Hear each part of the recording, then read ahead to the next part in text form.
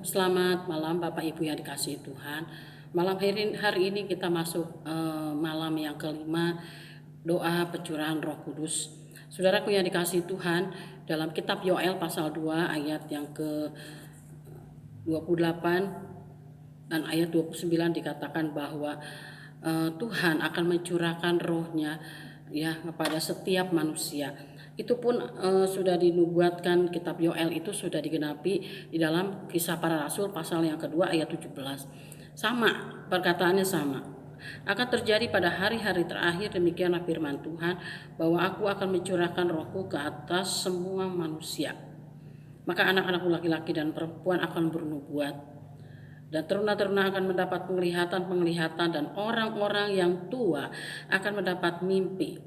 Juga ke atas hamba-hambaku laki-laki dan perempuan akan kucurahkan rohku pada hari-hari itu, dan mereka akan bernubuat. Dalam kitab Yoel pasal 2 ayat 28 dan 29, lalu Kisah Para Rasul 2 ayat yang ke-17 dan 18, ada perkataan yang sama, tulisan yang sama. Ini adalah nubuatan kitab Yoel pasal 2 yang digenapi oleh zaman rasul-rasul, zaman Roh Kudus sekarang ini. Jadi waktu Yoel baru menubuatkan, sedangkan dalam Kisah Para Rasul murid-murid Yesus waktu itu ada di kamar loteng Yerusalem. Ketika Yesus naik ke surga, maka murid-murid ada di kamar loteng Yerusalem menantikan janji Bapa, yaitu akan mengirimkan Roh Kudus, dan itu digenapi. Roh Kudus sudah dicurahkan, dan sekarang kita pun masih tetap perlu Roh Kudus. Roh Kudus dikatakan dalam ayat ini akan terjadi pada hari-hari terakhir, demikianlah firman Tuhan, bahwa aku akan mencurahkan rohku ke atas semua manusia. Jadi bukan hanya kepada hamba-hamba Tuhan, bukan hanya untuk pendeta-pendeta, tapi untuk kita semua. Asal kita mau datang kepada Tuhan, memohon Roh Kudus mengurapi hati kita. Ya, jadi saudara yang dikasih Tuhan, kita semua perlu Roh Kudus.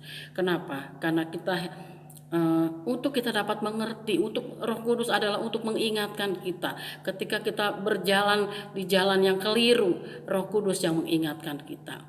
Jadi penting sekali Roh Kudus.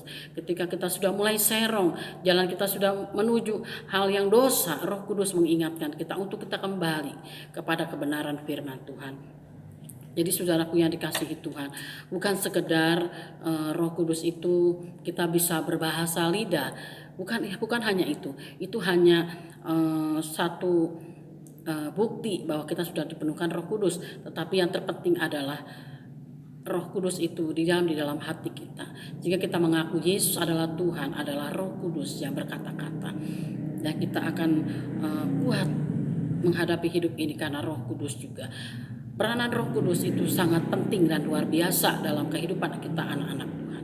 Puji Tuhan, saya akan nyanyikan satu pujian lagu yang sesuai dengan kata-kata dari ayat ini. Tuhan berjanji, ya,